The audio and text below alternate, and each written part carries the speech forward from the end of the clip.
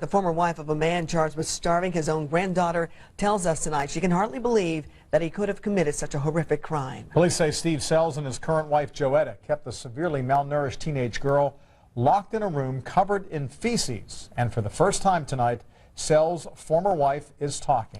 She opened up to Eyewitness News reporter Jeremy Brilliant, who joins us now live tonight from the hospital. Jeremy. John and Andrea, that teenage girl remains here in the hospital on life support in critical condition.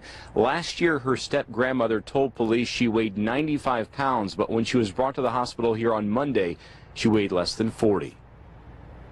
According to police, it was systematic abuse inside this Anderson home. A 15-year-old girl kept in a cold, filthy room, deprived of food. And I thought, my Lord, what's going on? You know, because I never dreamed of anything like that. This woman, who asked not to be identified, is the ex-wife of 58-year-old Steve Sells. He's the victim's grandfather and faces a felony neglect charge. I still just can't get over it. Can't believe it. I mean, it's just a shock to me. Because the man she says she was married to for 10 years wasn't capable of hurting a child. He loved kids. I mean, like he loved my kids, my grandkids. And any kid, he'd stop and talk to them, you know, if we'd be out, he'd stop and talk to them and talk about how sweet they was, how cute they was. I mean, he loved kids.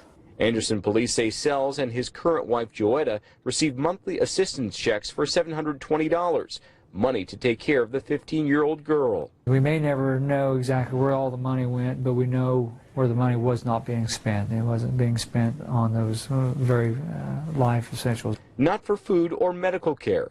Joetta Sells told investigators the teen's weight dropped from 95 pounds last year to under 40 this year. Either there's a medical condition that needed to be addressed that went unchecked, or simply we weren't providing her with the nutrients that she needed to survive. Sells' ex-wife says she met the teenage victim on several occasions several years ago.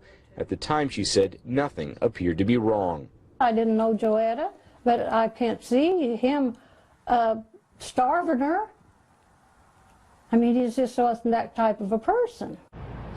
We also learned today that back in 2010, a doctor who saw the victim reported to DCS that she believed the victim was malnourished, and when she asked the Sells about the girl, they were defensive. For some reason, the sources say for some reason DCS at that time closed that investigation without letting a judge rule on it.